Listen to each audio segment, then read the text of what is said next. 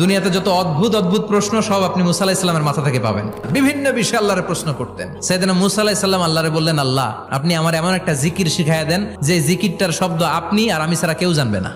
দিনে রাতে সব সময় এই জিকির আমি করব, আপনারে ডাকবো, কিন্তু শর্ত হলো এই জিকিরটা জানবে শুধু আপনি আর জানবো শুধু আমি। আল্লাহ বললেন, মুসা পড়ো লা ইলাহা ইল্লাল্লাহ। মুসা আলাইহিস সালাম কয়, মাবুদ এটা তো জাতীয় জিকির, সবাই জানে। আমি তো চাইছি এক্সেলেন্ট একটা জিকির, কারো কাছে নাই, শুধু আমি জানবো আর আমি পড়বো।